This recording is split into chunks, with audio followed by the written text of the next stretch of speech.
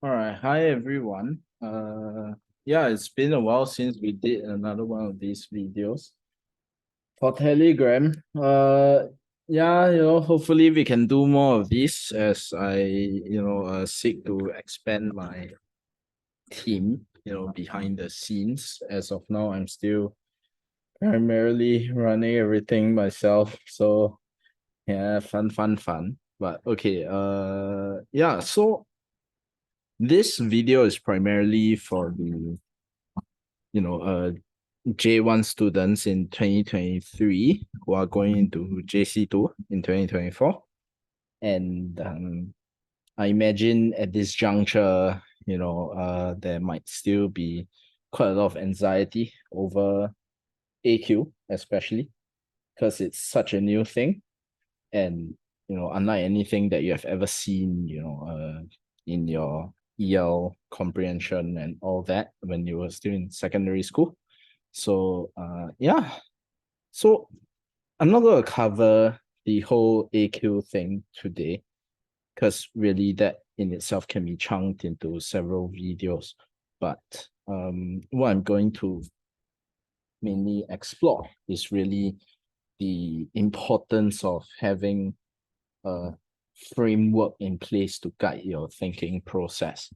So here's the thing, for AQ, most of the time, what students may think when it comes to choosing certain quotes, right?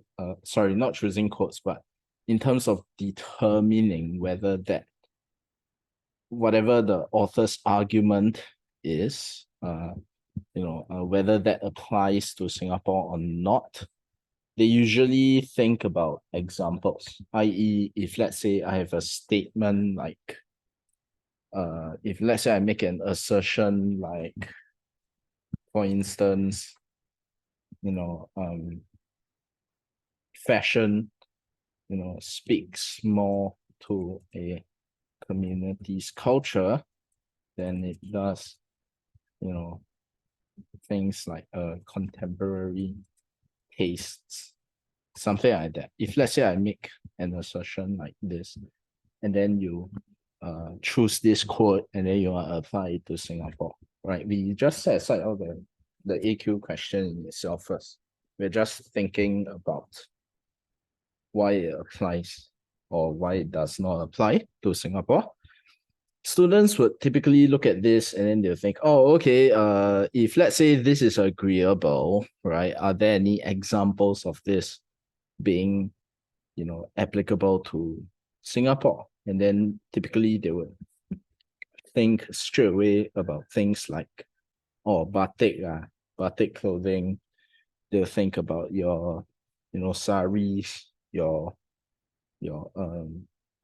hijabs and all that, and qipao, whatever it is, right? And yeah, and then afterwards, that's where students will go, oh yeah, okay, this is applicable to us. And then afterwards, they'll just jump straight into the examples, and they'll find that, oh, their point, is not deep enough. How do we explain blah blah blah? How do we deepen our analysis and all that? That's a very common error. It's one of those perennial errors, right? I.e., a lot of students, even when I was still in JC, this is an error that I used to make. And just for some context, I was in JC many years ago. All right, many years ago, and by many years, it was basically an entire generation ago. It's like in 2010, something like that. So yeah, in which case, if you want to look to deepen your analysis, you need a concept in place. And the concept here is really Singapore's core characteristics. I imagine many of your teachers would have explained that, oh, you need to relate it to our characteristics. Yeah, sure. But which characteristics to choose? How do we apply it in our analysis? All these are, big questions that definitely can be applied to several other videos, and that's not really what we are focusing on today. What we are focusing on today is understanding what Singapore is really about, how we really are like as a society. Because the thing is that whatever characteristics that we have, okay, is what determines our specific behaviors, not just in terms of the citizens, but definitely also in terms of governance. So if let's say we were to break this down into the thinking framework of individual, community, and society, in every level, essentially, if we are talking about the scale of society, all these different scales, and of course, between demographics, although definitely there are nuances between them, we need to understand the general mindset and the general behaviors of Singapore as a whole. So to that end, right, we need to understand that there are 5 core characteristics. Again, this is related to this main framework here. All right, how this is used in GP, that's for another day. I might not even cover this because if you want to learn more about this, hey, you're welcome to sign up for a trial lesson and we can talk more about it then. But right here, if we understand these core characteristics, that forms the basis for us to build a stronger understanding of Singapore as a whole. Now, of course, this also is contingent upon you reading more about the news, spotting how the government deals with issues, how Singaporeans behave, how we see the world, so on and so forth.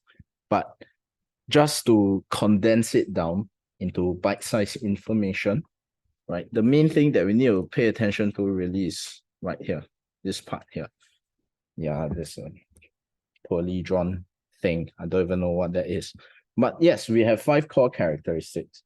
In other words, these characteristics are what inherently drive us as a society, what would cause us to make certain decisions and behave in certain ways. And the 3 core behavioral characteristics, right, would be religiosity, multiculturalism, and the lack of natural resources. So by religiosity, I mean we are a society that is quite religious, I would say. Again, there are nuances between different parts of the demographics, but as a rule, we as a people tend to subscribe to one religion that in turn, defines a huge part of our individual identities and, the sort of like core tenets that we follow, how that would affect the way we live.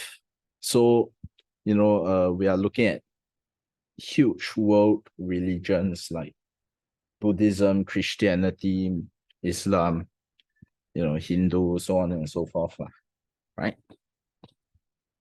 Yeah, that's one. Okay, so understanding this, right, would help you understand why we as a society are so conservative. Because a lot of these religious values are down, or rather they influence like conservative behavior essentially because their tenets, right, i.e. their,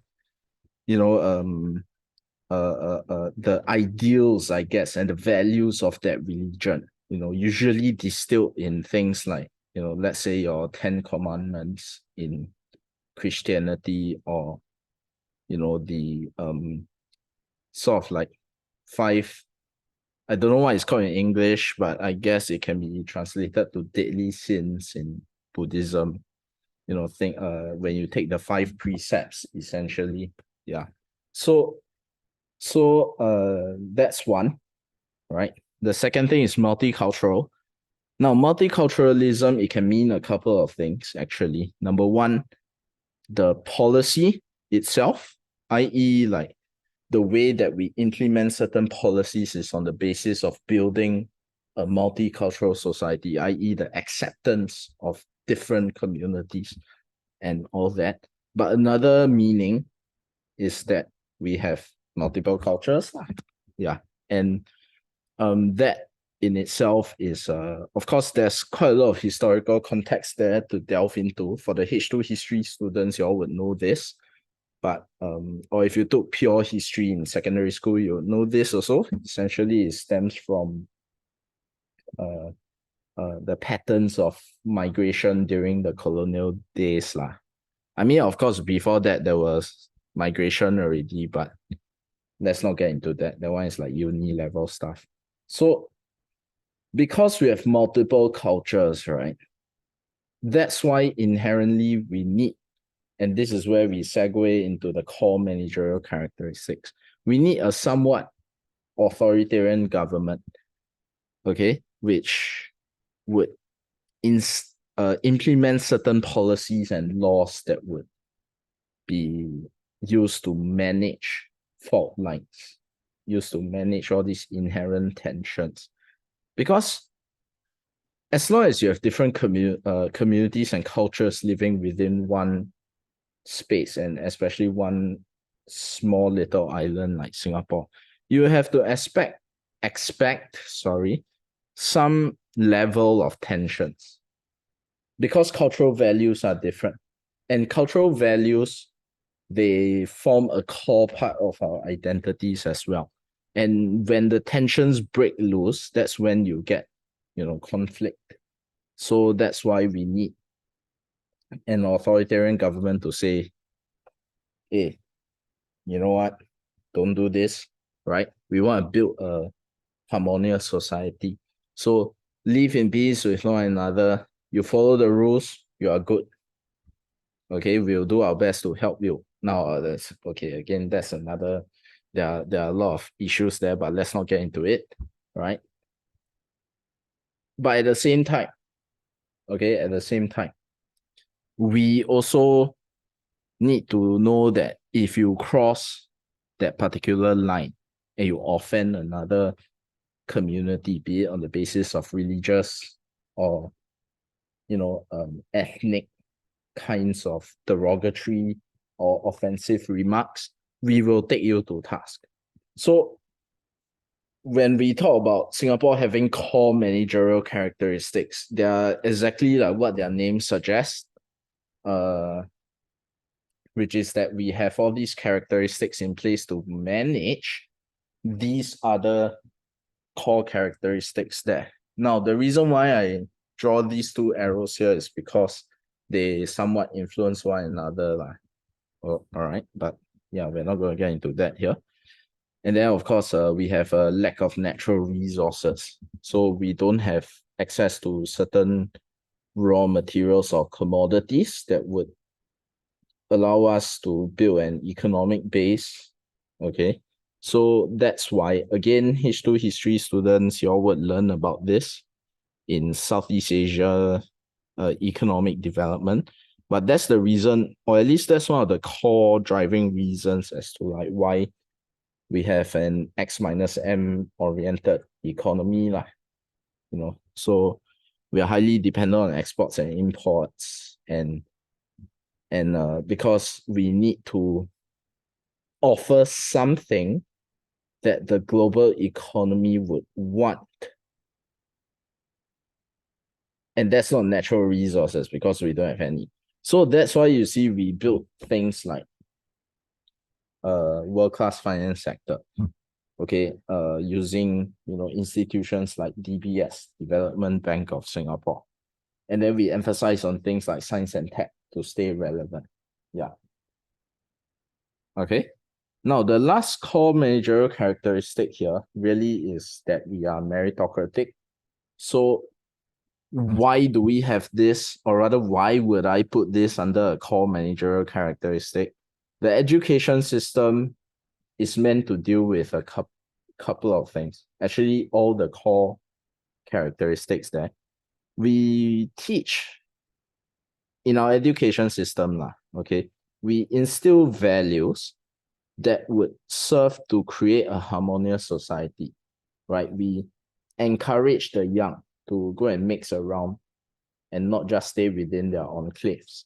We encourage the young to be tolerant That's why you have all those CCE lessons.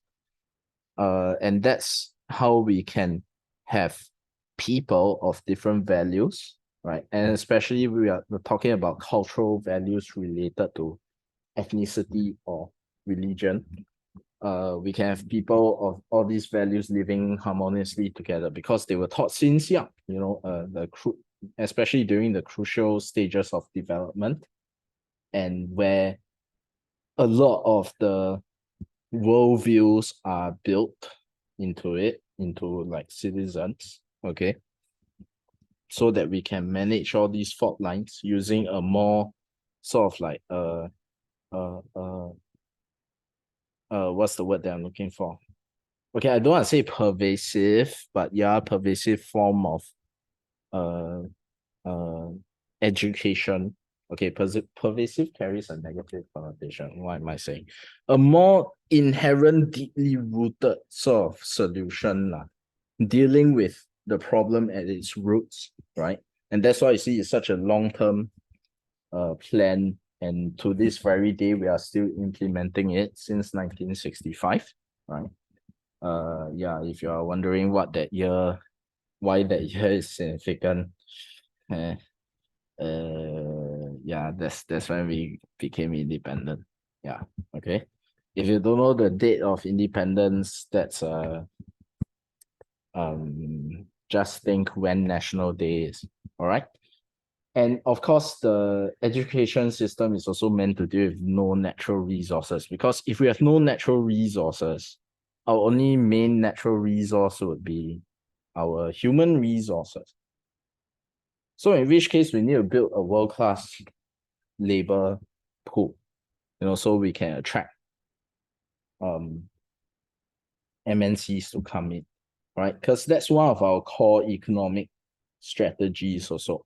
Attract MNCs, join FDI, foreign direct investments. If y'all haven't learned about that, y'all will learn about that in macroecons, okay? And what one of the main reasons that will draw them in really is the fact that we offer access to a world-class like talent pool. So yeah, and of course the fact that we are meritocratic, that in turn also ensures that the government does not discriminate based on any cultural sort of things. So we don't discriminate based on race, we don't discriminate based on religion, right? So on that front, that's how you understand like how Singapore is like as a society. You have these 5 core characteristics. What drives us, that will be here. Okay, what drives us, and then what causes us to want to manage these things, that will be here under the core managerial characteristics. Whatever other characteristics that occur afterwards is really an outcome of these 5 core ones. So for instance, why are we pragmatic? Both on an individual and a societal level, because we have no natural resources. So we have to get very pragmatic about what we can do, right, in order to get where we are. Why do we have a tight grip on media? Because we have an authoritarian government that wants to manage I guess a speech in general. Because I just want to make this clear, in Singapore you actually do have the freedom of speech. Okay, the only thing is, or rather what we really emphasize on, is the responsibility. So you have a freedom of speech doesn't mean that people will exercise it responsibly. And when they don't, that's when we need to step in. And the media really is a huge part of that, because if you do just a very simple comparative case study sort of thing with, let's say, USA, right?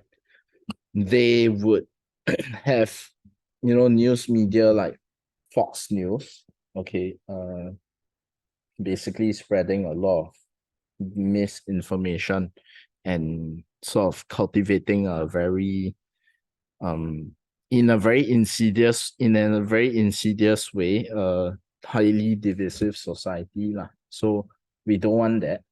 All right, that's why we have a tight grip on media, so on and so forth.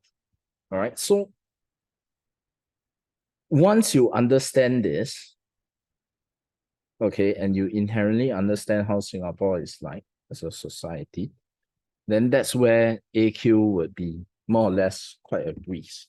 So, of course, I'm not going to talk about that today. Today is mainly on, explaining what the 5 core characteristics are. And yeah, I hope this was useful. If you have any other questions, please feel free to, drop me a text. My number's in, the Telegram group chat. And, yeah, and of course, if you are looking for a free trial lesson to clarify, some of the doubts that you may have about general paper, yeah, please, feel free to reach out and we can see how we can help you from there. And yeah, so until next time.